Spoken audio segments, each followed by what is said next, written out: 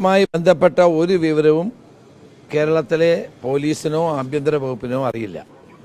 നമ്മളെ ആരും അറിയിച്ചിട്ടുമില്ല. പോലീസ് സഹായം തേടിയിട്ടുമില്ല. അപ്പം നമുക്കതിനെപ്പറ്റിയുള്ള ഒരു വിവരങ്ങളും അറിയാത്ത കാര്യമാണ്.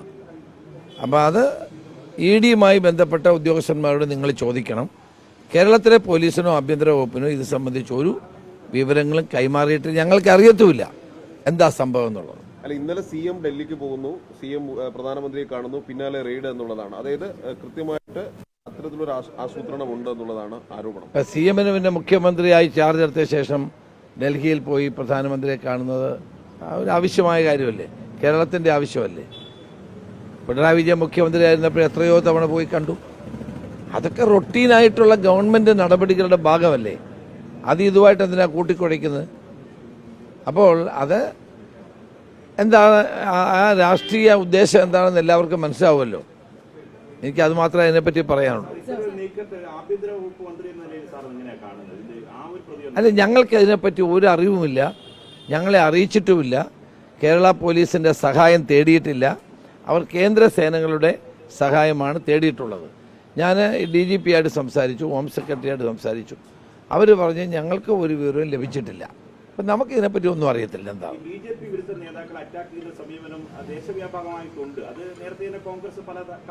അല്ല, ഇവിടെ ഇപ്പം ഇത് ഒരു സ്ഥിരം പല്ലവിയാണ്. കോൺഗ്രസും BJP-യും ചേർന്ന് ആ സ്ഥിരം പല്ലവിയൊക്കെ ജനങ്ങൾക്ക് അറിയാവുന്നതാണല്ലോ. അത്തരം ഏർപ്പാടുകൾ വേണ്ട. കോൺഗ്രസ് എന്താണെന്നും BJP എന്താണെന്നും CPM എന്താണെന്നും എല്ലാവർക്കും അറിയാം. അത് വേണ്ട. അത് ഒരു കടന്ന കൈയാണ്. അത്തരം പ്രചരണങ്ങളൊക്കെ ഒരു കടന്ന കൈയാണ്. കൂട്ടുകെട്ടുണ്ടാക്കിയ ആളുകൾക്ക് ഇപ്പോഴെന്ത് പറ്റിയെന്നാണ് എനിക്ക് ചോദിക്കാനുള്ളത്. എവരാണ് കൂട്ടുകെട്ടുണ്ടാക്കിയിരുന്നത്? എവർക്ക് തമ്മിലായിരുന്നു ഏറ്റവും വലിയ ബന്ധം. CPM-ഉം BJP-യും തമ്മിലായിരുന്നു ഏറ്റവും വലിയ ബന്ധം. ഇപ്പൊ ആ ബന്ധം എങ്ങനെ പൊളിഞ്ഞു, എന്ത് സംഭവിച്ചു എന്നുള്ളതാണ് ജനങ്ങളോട് പറയേണ്ടത്.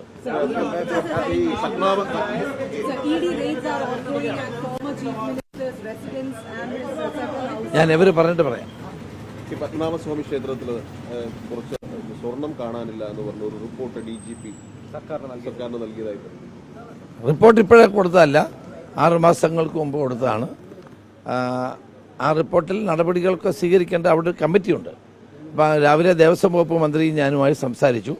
അവരാണ് മറ്റു കാര്യങ്ങൾ ചെയ്യേണ്ടത്. അദ്ദേഹം നിങ്ങളോട് വിശദീകരിക്കും. നടക്കട്ടെ.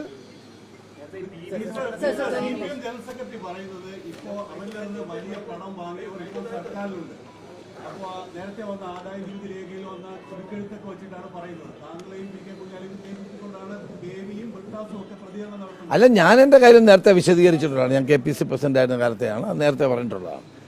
അതുകൊണ്ട് ഇത്രയും കാലമായിട്ട് ഏത് അന്വേഷണം നടക്കുന്നതിന് ഞാനെതിരായിരുന്നില്ല. ഇപ്പോൾ